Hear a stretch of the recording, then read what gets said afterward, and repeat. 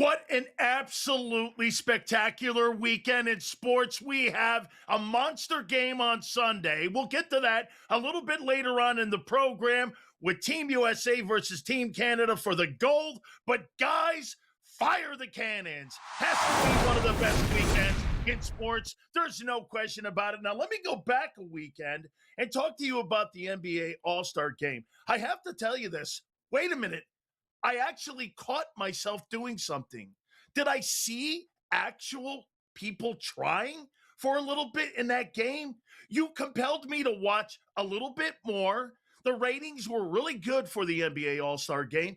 You actually had me watching the game a little bit because I actually saw players caring about that game. I mean, you pulled me in, but then I started realizing guys like Kevin Durant and LeBron James. Let me ask you something here, and I'm going to sound like old man get off my lawn here. Do you think they inspire the younger players of today? Wemby was asked the question, how do you feel about LeBron James leaving the NBA when he retires and calls it a career? What are you going to think about it? He goes, I don't really think anything about it. You think today's NBA guys like KD and LeBron inspire these younger players to help propel the game, to help promote the game, like, say, Kobe and Michael Jordan? Like I said, I'm going to sound like, oh, man, get off my lawn. But those guys inspired people.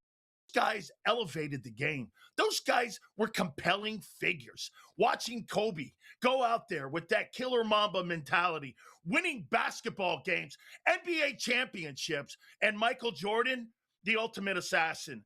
I mean, who forgets that moment in Utah when he does that shot and he has that hand up and he ends up winning his sixth NBA championship and his sixth finals most valuable player? Again, like I said, oh man, get off my lawn stuff. Sure. Okay.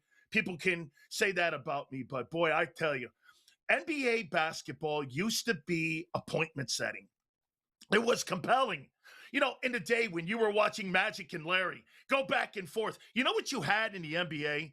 David Stern did such a great job at selling everything. You sold greatness. You sold race. You sold great logos like Celtics and Lakers. Hey, I don't care what anyone says about the NBA back in the day.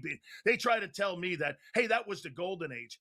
Do you think today's players and also Adam Silver, do you think they sell that sport? You've got tanking. You've got players with load management that I think has hurt that brand. I'll tell you something. Watching a 48-minute basketball game used to be appointment setting, as I said, for me.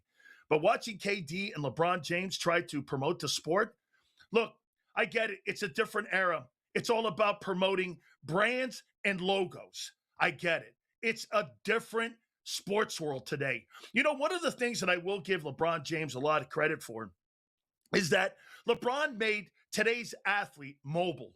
You know, he was the first to sit there and when he made the decision and him and Jim Gray were sitting there and he decided to take his talents to South Beach and go there with Pat Riley. That was a compelling moment that really moved the needle for athletes. Guys like even Tom Brady became mobile. He went from New England, he went to Tampa. That was one of the most important things that LeBron James has brought to the sports world. Hey, holding teams and organizations accountable. I will give him that.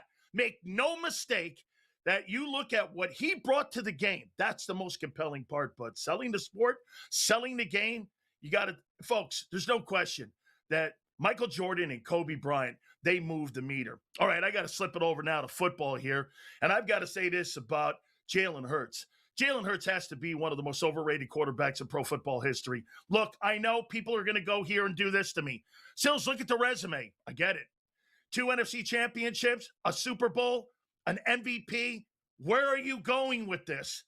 Look, I think he is the benefactor of having one of the greatest general managers of all time. You could make the argument right now Howie Roseman and John Schneider in Seattle are the 2 best GMs in all of pro football.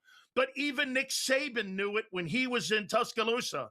Jalen Hurts does not elevate the players around him. There's a reason that they ended up letting loose of Jeff Stoutland. There's a reason that they went out and revamped the entire offense. Do you realize right now for a team that's gone 58-19 over the last 4 years, figure this out. For the last 4 years, they're 58-19 with 2 Super Bowl appearances. and they're revamping the entire offense. Listen, he's the ultimate caboose.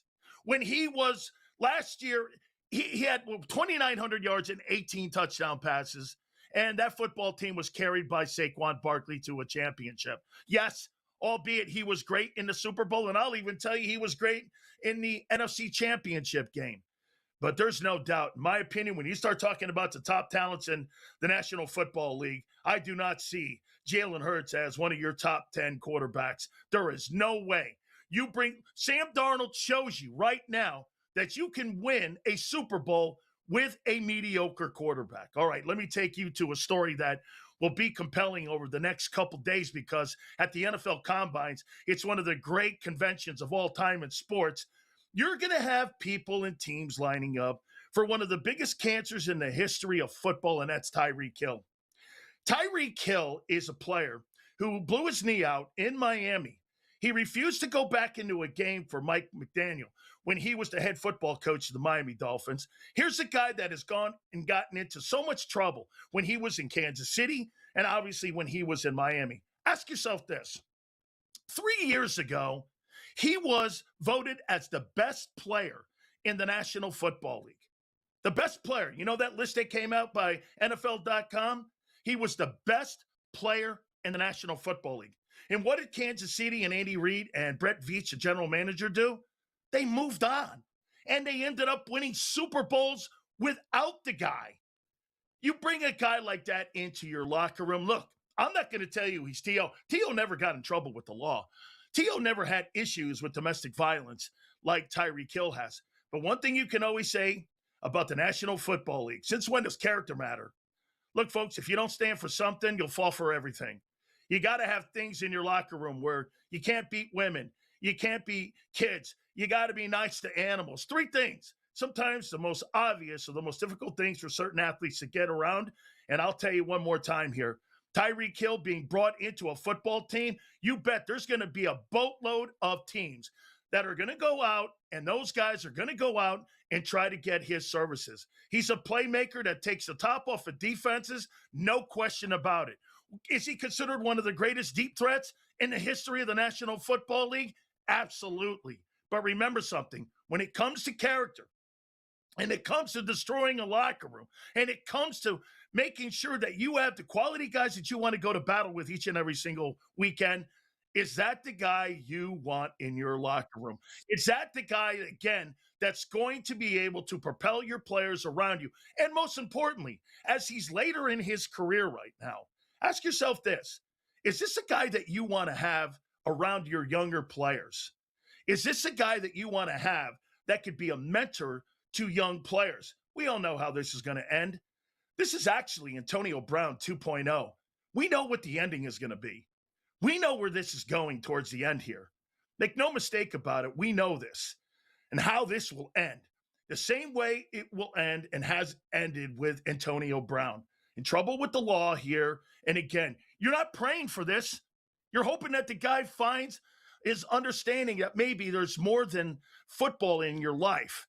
Football shouldn't define you. Football is a part of your life, and what has made you the player and person you are today. But after football, folks, you got to move your life, and you've got to get things moving here, and we'll see. All right. Hey, don't forget my great friends at Morgan & Morgan, the #1 injury law firm in all of America for a reason, friends. I got to tell you, make no mistake about it, Morgan & Morgan, these folks here, family-run, family-owned. There's a family down in Florida. They got $350,000 in a settlement. Morgan & Morgan went in there and ended up getting nearly $12 million. How about the family in Pennsylvania that was initially offered $650K? They ended up getting nearly $30 million.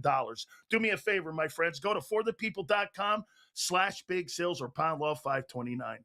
That's forthepeople.com/big sales or pound law 529. Do me a favor. You make sure you tell them Big Sales sent you here. Also, no question about it, what a schedule of games we have coming up in college basketball. Huge slate of games. There's only one guy I want to talk to, Coach James Young. We're going to do that next, right here on Sports.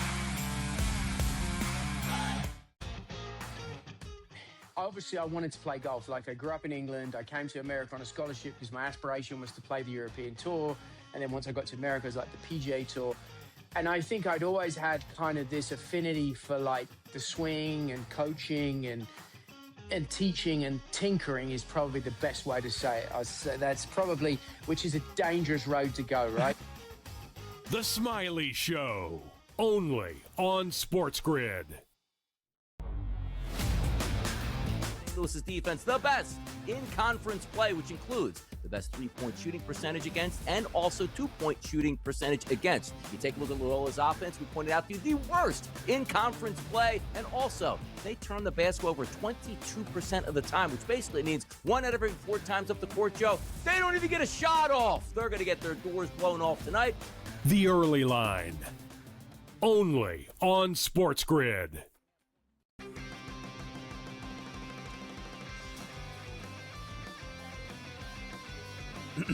Class is in session. Today, let's talk about the teaser. A teaser is a multi-leg bet where you shift the point spread in your favor. You get better numbers, but every selection has to win. It doesn't matter what you bet if you don't have the insights. Tune into SportsGrid and get ahead of the class.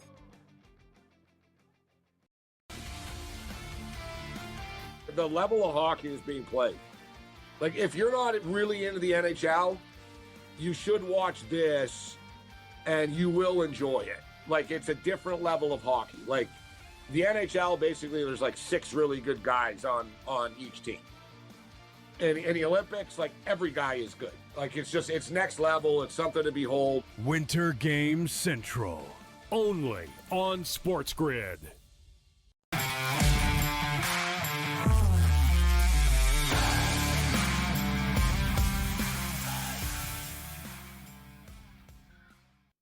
This is going to be a power slate of college basketball games today. And first and foremost, I got to bring Coach James Young in here, and I got to start it off with my Hurricanes starting to make a little run here a little bit as of late, right? They end up beating Carolina. All of a sudden now they got UVA coming up here. How do you think my Hurricanes look going into that ACC tournament and potentially going into the NCAA tournament? Well, Big Dog, first off, thanks for having me on. It's always a pleasure. When you talk about great coaching jobs, not enough people are talking about what John Lucas has done so far at the year. We know what Jimmy Larrañaga did, and he obviously did a fantastic job getting that team to Final Fours, but they kind of fell off down this stretch. But bringing in John Lucas has revitalized that fan base and just following off of what Mario Cristobal did in the football team. I love Miami plus the 7.5 today. They play defense, and they lock you down. It'll be a fight, obviously, with Virginia. A little bit of a different Virginia team we're used to with the Tony Bennett backline defense, but still rugged defensively. I think it's too many points. I love the Canes plus 7.5. And, folks, don't be shocked if John Lucas goes in there and gets a win. If he gets a win, we're not only talking about Miami being in the tournament, where you should be talking about Miami being a top 25 team and one of the best stories in college basketball this season. Man, that's music to my ears here. All right, the big game later on today is obviously Michigan and Duke. How do you see this thing? I mean, is this going to tell you anything about both these teams, or do we kind of know who these guys are already? You know what, Dan? When you think about the leagues that they're in, right? Obviously, Michigan in the Big Ten and Duke in the ACC. I don't know if they get the respective leagues like the SEC gets or the Big 12 gets. Well, this is the litmus test. This is the game. This is the game that's going to move markets tremendously. And when you look at a guy like Lendenborg here, who's obviously an absolute stud. You look at Cam Boozer and Evans and those guys and Foster. We got stud. Cadu's done a great job. Studs both sides. So you know what that means? I don't like a lot of points today. I think this is slowed down basketball. This has got a very big of a March feel. Both teams are dynamic defensively, and neither team, particularly Duke, is good in the half-court defensively. This game screams a Ali Frazier 15-round fight, and it's going to be dynamic. And you know what, Big Dog? I love the fact that these two teams, in the middle of February, went out of league to play. Washington, D.C. tonight is going to be jumping in a huge matchup between Michigan and Duke. Let's bounce the ball over to UConn and Nova. I feel like a little bit of an old school Big East right here. Back in the day when the Big East was ruling college basketball, Nova's come on as of late, haven't they? And are we going to find out more about this UConn team? Because a couple years ago, they were loaded. Are we going to find out more? Because I still want to know who UConn is. Do you? Yeah, I do. And shout out to my Nova people, because I will be in attendance tonight at the Infinity Center in a great matchup between UConn and Nova. Dan, you got to realize that UConn just gave up 91 points at home to Creighton. So let's say we'll have a very ornery Dan Hurley today, to say the least. Watch out for the officials. You may want to bring your earplugs. But when you look at the other side, not a lot of people are talking about the job that Kevin Willard has done in his first year at Nova, with Perkins, with Lewis, with Lindsey, with that three-guard attack. Askew coming off the bench, knocking down threes. Matt Hodge, the freshman from right around where I am. Shout out to my good buddy, former Villanova player, Brian Lynch, and the job he did getting Matt ready for college. Matt's now to stretch four. But the key to Nova's success, folks, has been the play of Duke Brennan.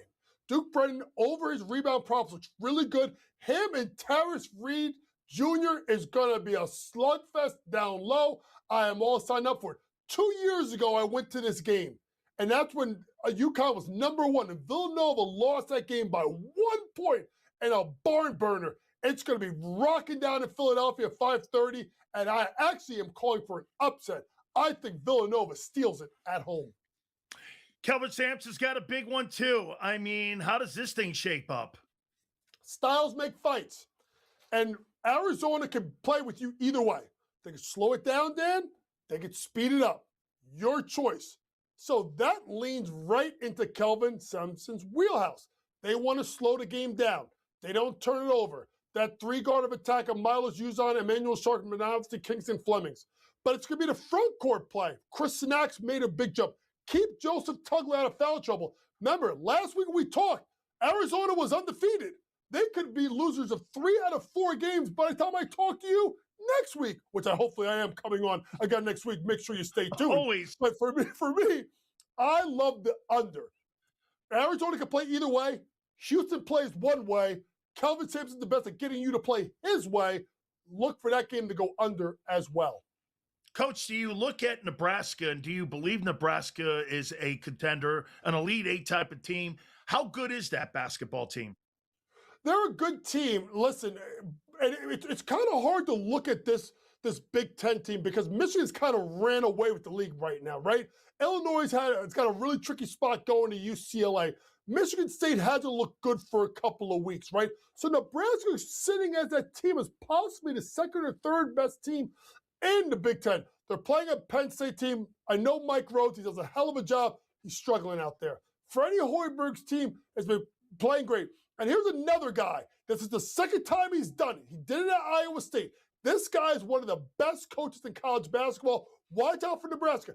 I don't know if they are an Elite Eight, Sweet 16 team, but they definitely can get to that second weekend of the NCAA tournament. Coach, I'm going to go the other lane here now, and I'm going to ask you what's happened to this basketball program. What's happened to UCLA, in your opinion? What has happened over the last couple of years to that program where, I mean, the last guy that won a national championship was Jim Herrick. What's happened in 30 seconds? What's happened to this program? They prioritize football over basketball. Big dog, they don't fit in the Big Ten. And Mick Cronin complains and complains every time he goes east.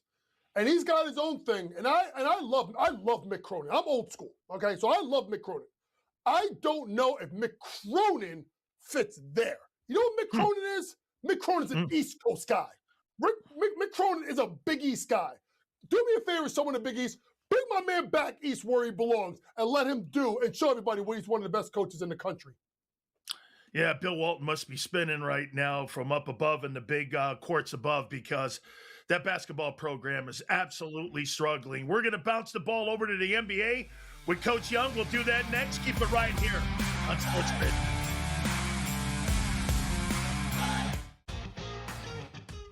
Obviously, I wanted to play golf. Like, I grew up in England. I came to America on a scholarship because my aspiration was to play the European Tour.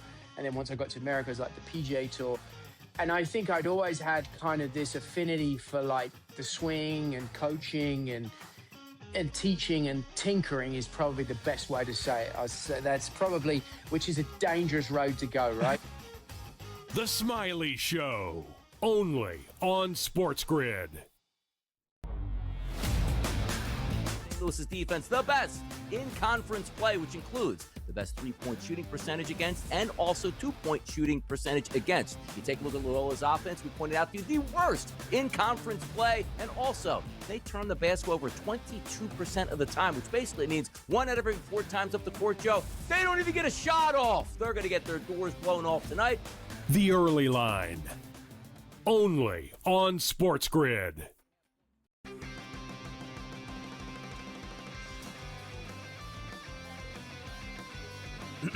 Class is in session. Today, let's talk about the teaser. A teaser is a multi-leg bet where you shift the point spread in your favor. You get better numbers, but every selection has to win. It doesn't matter what you bet if you don't have the insights. Tune into SportsGrid and get ahead of the class.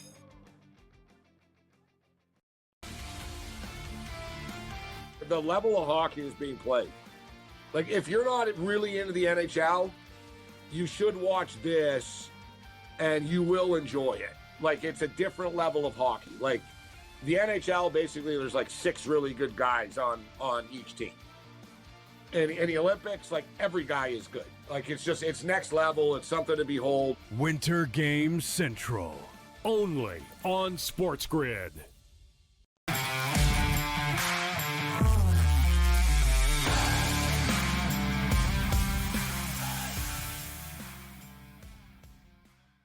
You know, I got to tell you guys, I was watching the NBA All-Star game last weekend, and I actually caught myself thinking, I thought people were actually caring about the game a little bit.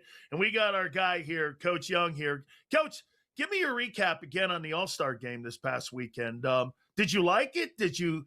Were you compelled by it? Did you like the format? I know they're trying to do everything in their power to save this bad puppy, but what were your takeaways on it? You know what, Big Dog?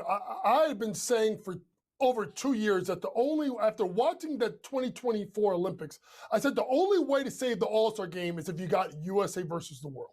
Because you know why, folks? You know what the biggest thing that these NBA players have? Egos. So now, when you put the USA versus the world, and then you got Wemby trying to take over off the bat, it just took the game up to another notch. Guys, you saw basketball. You saw effort. And guess what you also saw? You saw defense. So on Sunday, they absolutely saved the All-Star game. Now, Saturday night, 3-point shootout, skills challenge, at least you had the Knicks All-Stars. But what did that show you by having Dame Lillard in the 3-point contest? You need the stars in these competitions, right? Remember in 88, Jordan Dominique, right? We talked about it last week, or Bird in the 3-point shootout. Here's my proposal to the NBA. You look at these young stars and say, one time within your first couple of years, we may ask you to be in the skills challenge or all-star game or something. We need you to participate. I want to see Cooper Flag in the 3-point, at the slam dunk contest. I want to see Darren Peterson next year in the 3-point shootout. I want to see AJ Dibanza in the slam dunk contest. Get the younger stars to showcase Saturday night and then put the focus on Sunday. Keep it USA versus the world. Dan, I think they're on to something.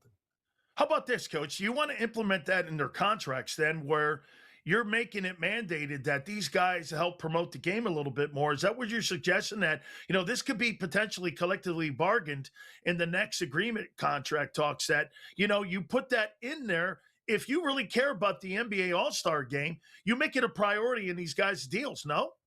Yeah, I think they got to look to consider it, right? Because at the end of the day, it's about All-Star weekends, folks. It's about growth and promoting the game.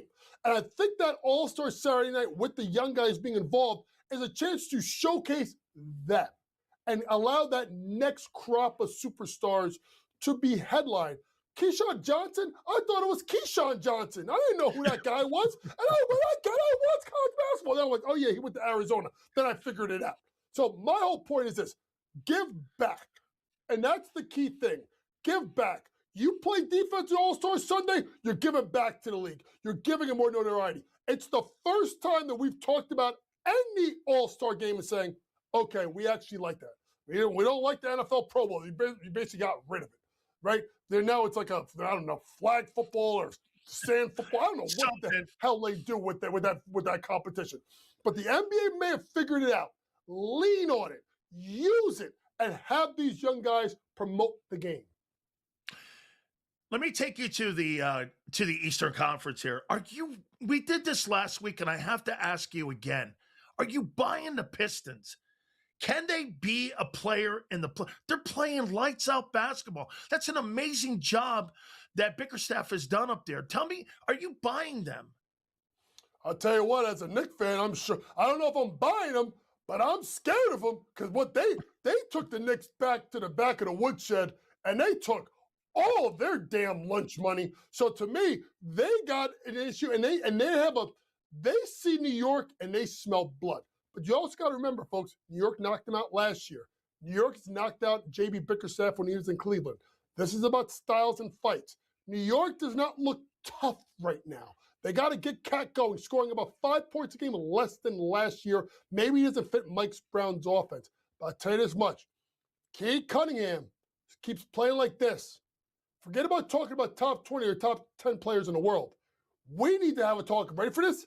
Cade Cunningham could be and should be in the conversation for most valuable player this season. Wow, love that. Out west, OKC and San Antonio. Those are two teams you see in the Western Conference Finals?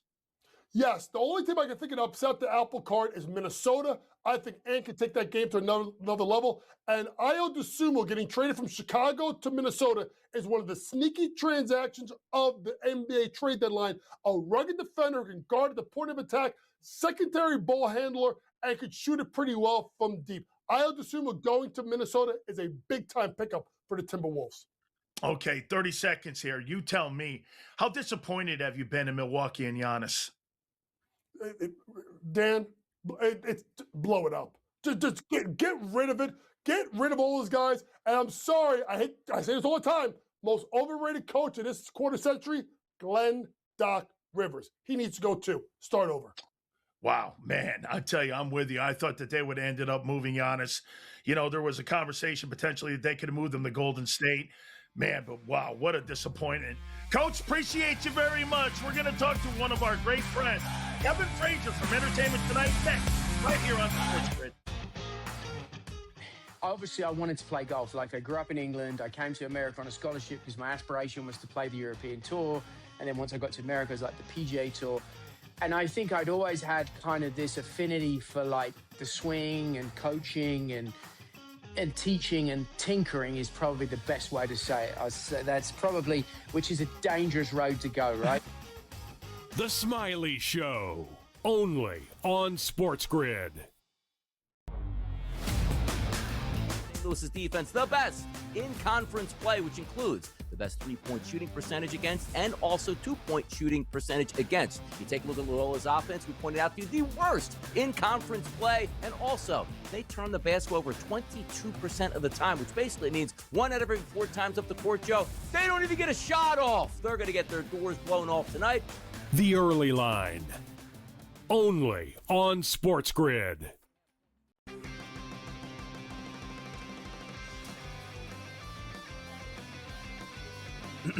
Class is in session.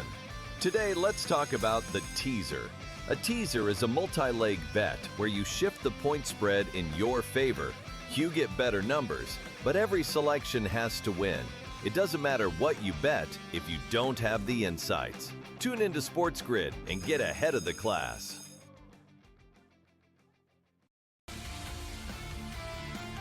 The level of hockey is being played. Like, if you're not really into the NHL, you should watch this and you will enjoy it. Like, it's a different level of hockey. Like, the NHL, basically, there's like 6 really good guys on each team. And in the Olympics, like, every guy is good. Like, it's next level. It's something to behold. Winter Games Central, only on SportsGrid.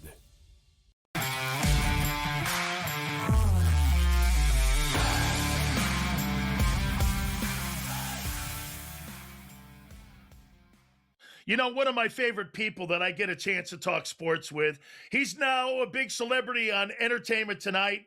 You know, I'm going to ask him a little bit later on here, too. Working the Olympics or working like a best foreign films for the Academy Awards. I mean, which is tougher here? My great friend, Kevin Frazier from Entertainment Tonight. Kev, I'll start it out there. Hey, covering an Olympics or doing the Academy Awards for Best Foreign Movies, what's tougher to prepare for? First of all, let me say this. Because I'm a CBS guy and not an NBC guy, I never get to sniff the Olympics, which is okay. It's okay. But I would say that covering the Olympics would be a lot better than trying to pronounce all those foreign language film names. Because when you get down to cinematographer and all those kind of things, and you have the different movies from different places, it can get tense. It can get real tense. Absolutely. Hey, the Olympic Games have been absolutely awesome, you know, the way it's been packaged. And I want to ask you and get your thoughts on Mike Tirico. You know, we've seen so many great hosts that have hosted that event. Jim McKay going back in the day. Obviously, we're going to have Jim Lampley on a little bit later on, guys that you and I worked with. Talk about Tirico and how great he's been hosting these Olympic Games and how versatile he is. You know, it's funny to think back to when I was at ESPN. Mike was just stopping doing SportsCenter, and what a waste it was to put him on SportsCenter, because he really is one of the great treasures of all time. And when you talk about great broadcasters able to handle and go from sport to sport to sport so easily, Mike is a gem. And, you know, a secret people may not know is when Mike walks around, he used to carry these huge binders of information, every article. And I hope he has a tablet now because the binders were just so damn big. But he carries these binders that he studies from. And no one like digested more information than Mike Tirico. And so it's a great learning lesson for me to see how the great ones prepare and really focus and work on their craft, because I think a lot of people nowadays think you're just a personality and you just step out there, but you will never catch Mike Tirico on the air not prepared. How about this, too, for you? I mean, Kevin, how much did sports help prepare you in that transition on going from sports to entertainment? How much do you think that background helped you and where you are right now? It's unbelievable because you think about, you know, doing highlights and, you know, when game stuff happens real quickly, and that translates into what you do on the red carpet. So it's very interesting that one moment, you know, you never know what's going to happen in sports. And so from moment to moment, you are always trying to react. And the same thing goes with like when the red carpet, you never know who's walking up next. So really sports prepared me for when they run in that highlight at the last second, whether it was on Fox or ESPN, you know, somebody runs in and they're like, here's the Mets highlight. Haven't seen it. Good luck. And the next thing you know, you're on live TV. So it really helped prepare me. And by the way, Dan, I apologize. I got my times mixed up, so I'm still at my kid's soccer game. But hey, look, I will definitely talk to you. I'm sitting in the parking lot right now. I love it here too, there. And I love the fact that you're being a dad here with us. So it's absolutely got to be a dad here, man. I'm with you here. What'd you make of the All-Star game? Absolutely. What'd you make of the All-Star game this past weekend? I thought it was the best All-Star game in a while.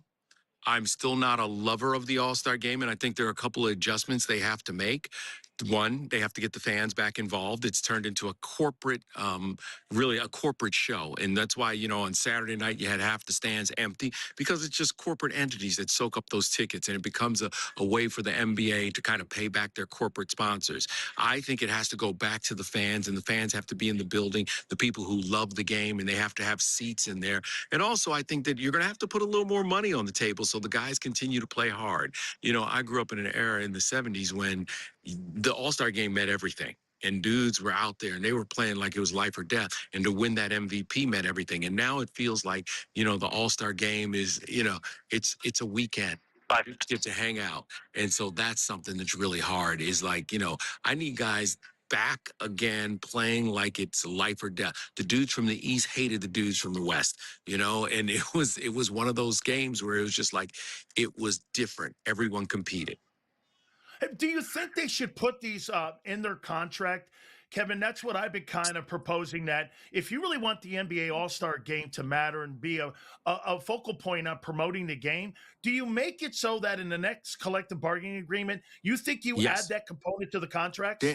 Dan, there's a bunch of stuff you have to add to those contracts, but if you're paying a guy $40 million, a year or $50 million, you're damn right I expect them to do a lot of things. And so I think that it'll be a very interesting collective bargaining, negotiation this time around, because a lot of things have to change. Load management is ridiculous. It's the stupidest thing ever. And if a guy can't make it through, and play at least, 80% of those games, then I don't know that they should be getting all that money.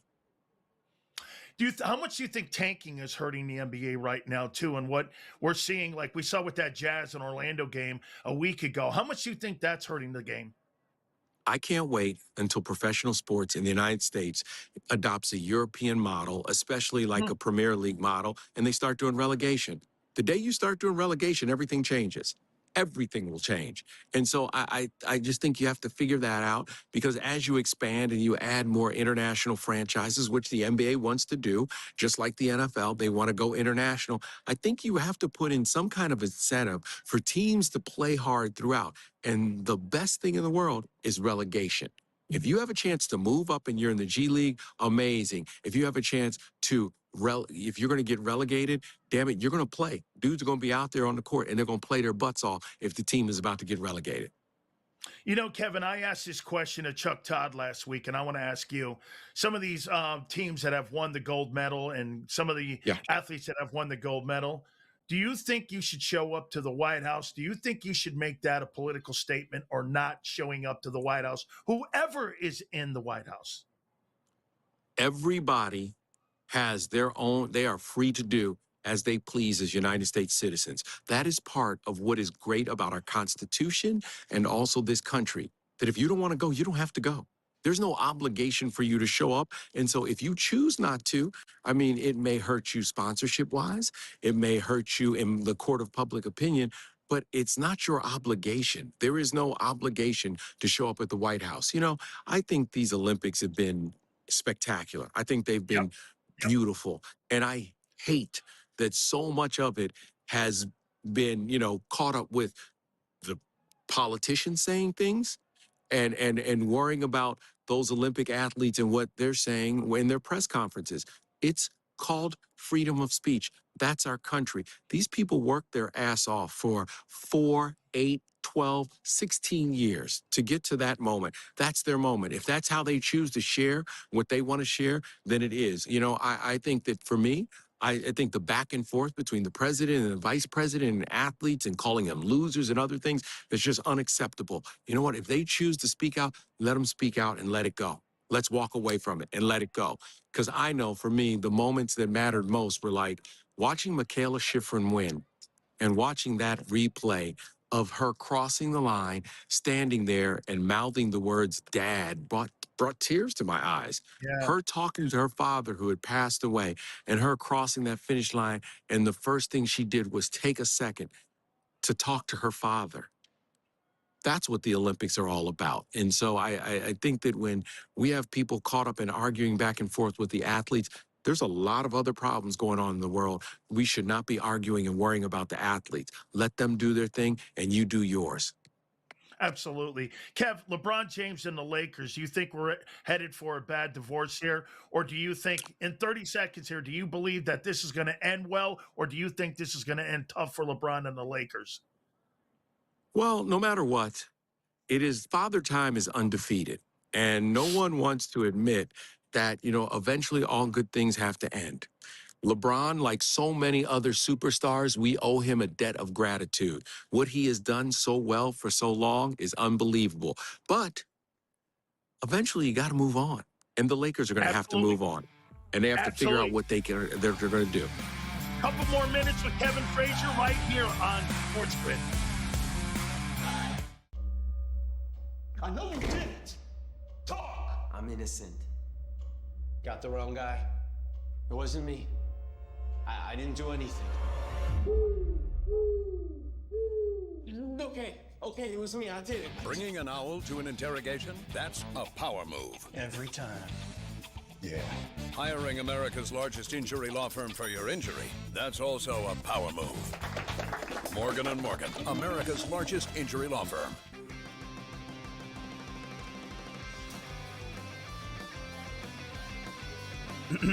Class is in session. Today, let's talk about the teaser. A teaser is a multi-leg bet where you shift the point spread in your favor. You get better numbers, but every selection has to win. It doesn't matter what you bet if you don't have the insights. Tune into SportsGrid and get ahead of the class.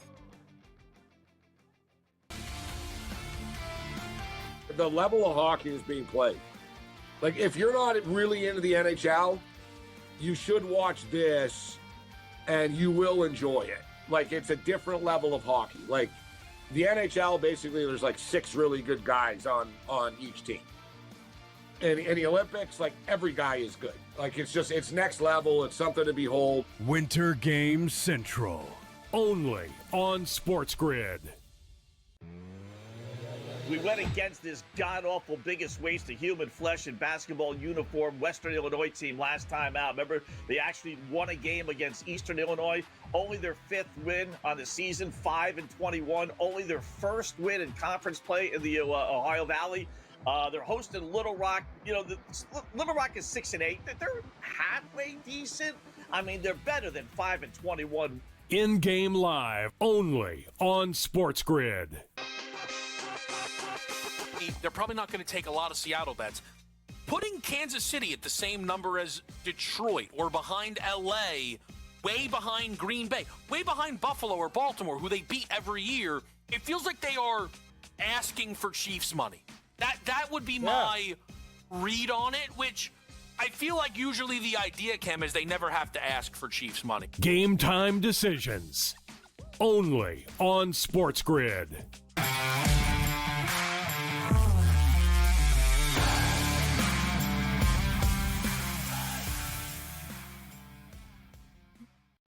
I'll tell you, we should have did a show in the break here because no doubt Kevin Frazier was on a heater here about relegation in the NBA. Tell folks again what you would be proposing on how you could get the NBA players more engaged and how you could get the league more exposure with relegation. I think guys will play their butts off if you have a chance to be replaced by Grand Rapids, you know, or Spokane or another team from the G League. And so I think as you go worldwide, you have to look at relegation because you can't have these situations where people are paying an enormous amount of money and guys aren't playing. It's ridiculous. Tickets cost too much. It costs too much when you come out. And, you know, you think about the great stars like MJ and those other guys. They were like, I never know who's going to see me. I have to play every day, and I have to play my butt off. So I think that if you push teams down, guys, the owners will change their attitude because right now the model is made to financially benefit the owners, right? The owners are like, I can't lose all that money if I have this big arena and all of a sudden I'm playing G League teams. Well, then, damn it, call your coach, call your GM, and make sure you're never relegated. Do you think, Kevin? Do you think that Kevin Durant and LeBron James have sold the sport like Kobe and Michael Jordan? Give me your perspective on how you think that they have promoted the NBA compared. Now, I'm going to sound like, oh man, get off my lawn here a little bit, but do you think these modern day guys have promoted the sport? Well, let's remember this, okay? Back then, you know, especially with Michael Jordan and a little bit with Kobe, there wasn't social media and there wasn't the back and forth that went on online every single day that these guys were dealing with. And as we know, Kevin Durant is a little sensitive about some of those things that are said about him. Now, kudos to those guys for what they have done for the league and how they've done it. But you have to remember, Michael Jordan, he really embraced being the face of the league. He embraced being the most popular person on the planet at one point. He really was. Every time you saw a promo or every time you watched a game, it was be like Mike. And Kobe had the same ambitions until they were derailed. And I think that, you know, that was part of what Kobe wanted to do. He wanted to follow that kind of same path as Michael Jordan. But when you really look back, I mean, no one, and I hate this argument. I hate this argument about who was greater. No one was better than Michael Jordan. Let's just leave that there. Don't stop. Just everybody stop. What Michael did for a franchise, how hard he played in and night out. And he was the greatest player. And let's say this. He was the greatest player that I have ever seen. And having covered him, covered the finals, covered him in Utah, I was there for that last shot.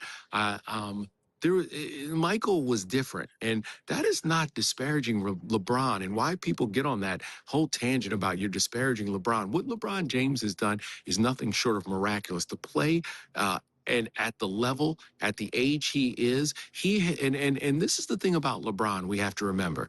This kid has had the spotlight on him since he was 16 years old. And you know what? There hasn't been a major scandal. He has represented the USA, the NBA, and the game of basketball so incredibly well. He has been a spokesperson for Nike and done a beautiful job for them, sold a ton of shoes. So we're not trying to disparage him. You just have to remember, the first guy is always the greatest guy. And Michael came before LeBron, and what he did laid the groundwork for LeBron. The sneaker deals and everything wouldn't be there if it wasn't for Michael. How about this too, Kevin? You know, I had a couple times where I got a chance to interview Michael Jordan. He had something in his contract, and I asked him. He had a clause in his contract that said the love of the game, which meant that he could play any single time he wanted, and that nobody could ever pull him out. I mean, the love of the game. I mean, I just wonder how many guys today have that love of the game. I don't know if anybody has that in their contract, but I know that Michael will play anybody, anywhere, anytime because he's that competitive. If you say a word to him about golf, he will walk out on the golf course tonight and play you for money. Michael is a competitive individual who absolutely loves competing, and that's the love of where the love of the game clause comes from. You would see him back at Carolina taking on people when he shot Space Jam. He had those, epic, incredible, historic runs. On the lot in that gym that they built. So, I mean, Michael was a different kind of person because he wanted all people, all comers at all times. And he didn't care. And it was a miracle that he never really, really, really got hurt besides breaking his foot when he was young. So, it's different now. And there's so much money. And there are so many people in their pockets, and there's so many entities. If I take you back to when Michael was in the league, David Falk was his agent, but no one spoke for Michael Jordan. Michael Jordan spoke for Michael Jordan. And so I think that that's another interesting fact that, Michael was like, I'll be on the court. I'm going to try and win. And no one speaks for me. No one. Last question for you here. Los Angeles will have the Olympic Games in 28. Oh, boy. They're going to get the Super Bowl coming up next year. It is going to be an absolutely crazy time there in Los Angeles. How prepared do you think LA is for both events? I hope that the airport gets finished. I mean, in my lifetime, I pray that the airport finishes in time. I have watched the work on that airport, and I fly in and out of LAX so much. But I don't think that people from other places, especially once the Olympics hit, are prepared for the way you have to move around. Thank goodness there's a subway system. You have to remember, in '84, there was no subway. Now there is a subway system, so people will be able to move around to the different events, and that'll be great.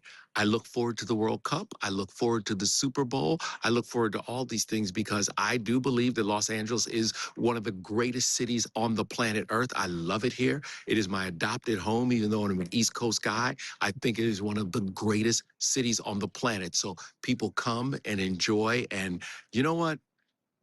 Our country has to get it together and welcome visitors again.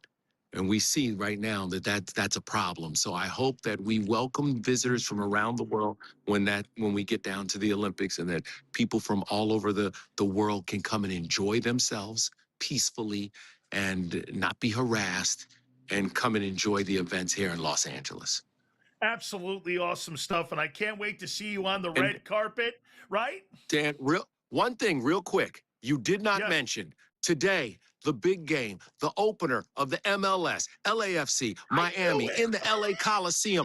Damn it, you got to understand something. More people will be watching, more people will be in that arena than anything else today, period. It's the biggest thing happening in sport.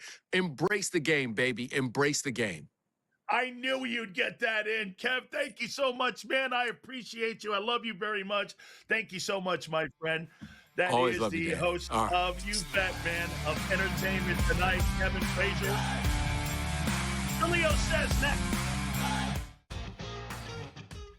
Obviously, I wanted to play golf. Like, I grew up in England. I came to America on a scholarship because my aspiration was to play the European Tour.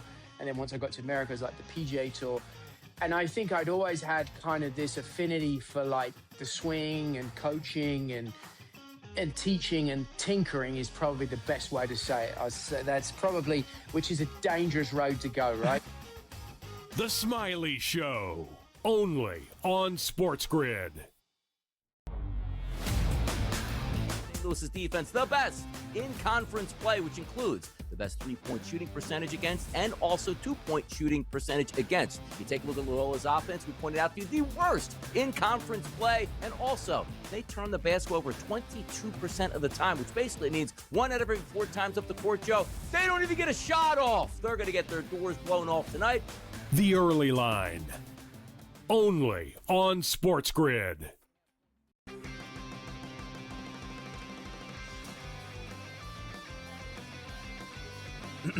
Class is in session. Today, let's talk about the teaser. A teaser is a multi-leg bet where you shift the point spread in your favor. You get better numbers, but every selection has to win. It doesn't matter what you bet if you don't have the insights. Tune into SportsGrid and get ahead of the class.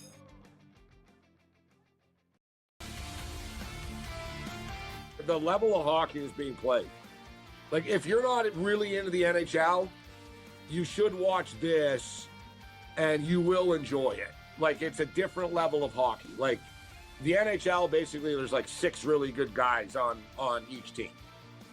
And in the Olympics, like, every guy is good. Like, it's next level. It's something to behold. Winter Game Central, only on SportsGrid.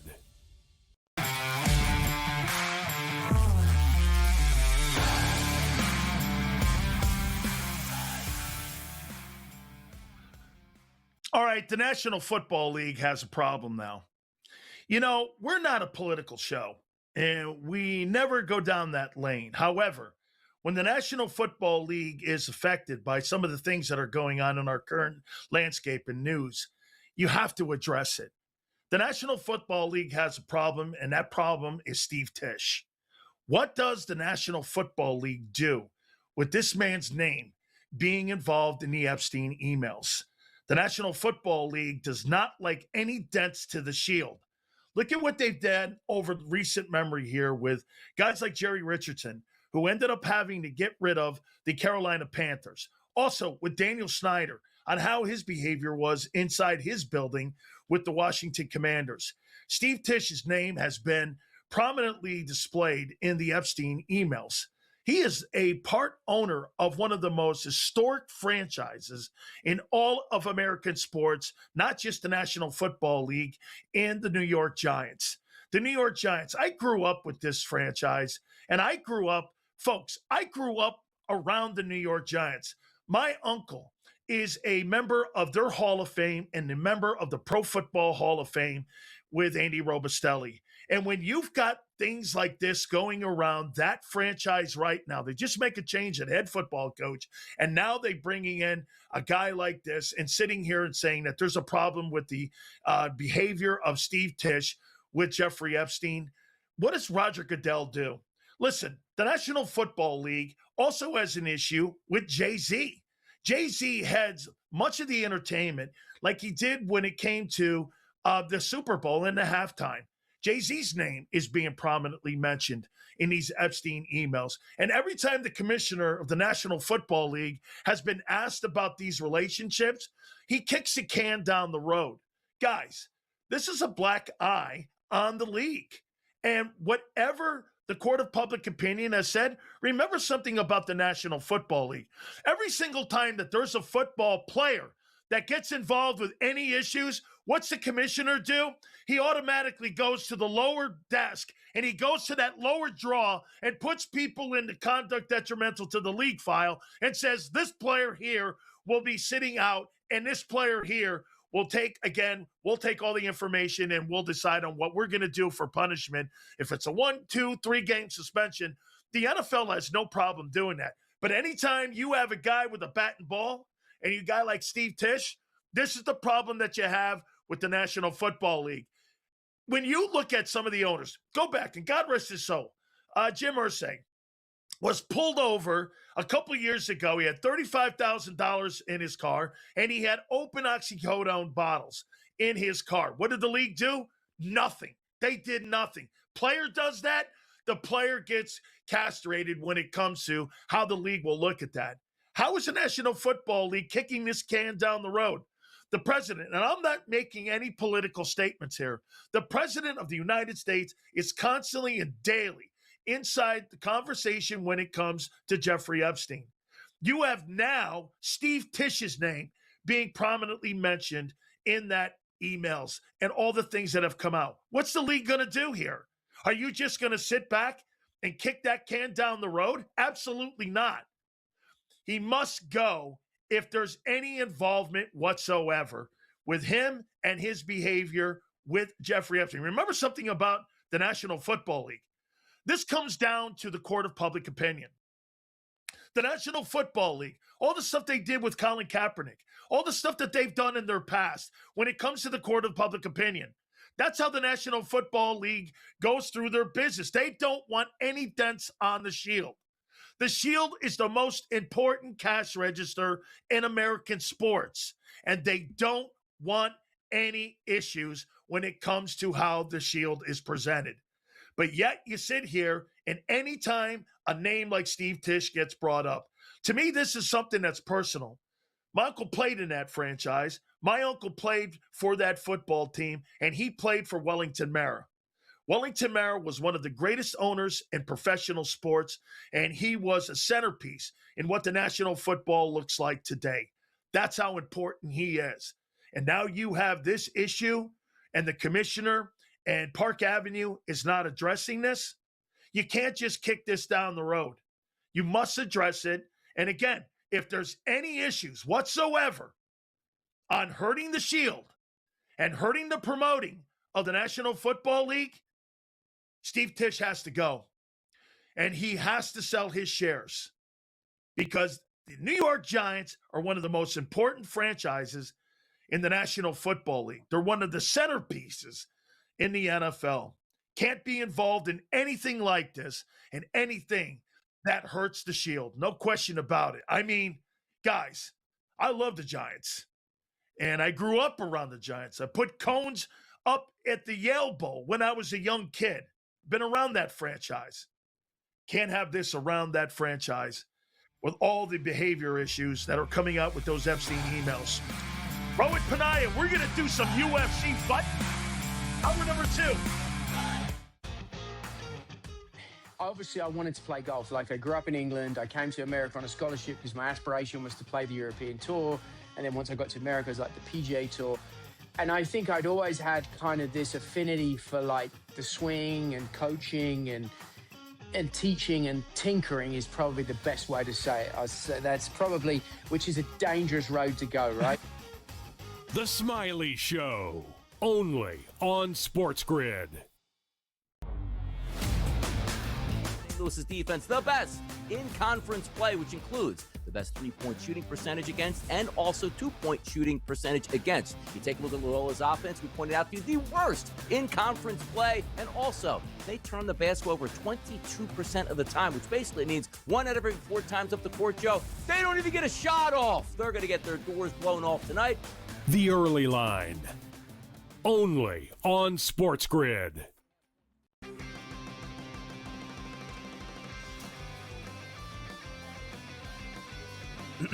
Class is in session. Today, let's talk about the teaser. A teaser is a multi-leg bet where you shift the point spread in your favor. You get better numbers, but every selection has to win. It doesn't matter what you bet if you don't have the insights. Tune into SportsGrid and get ahead of the class.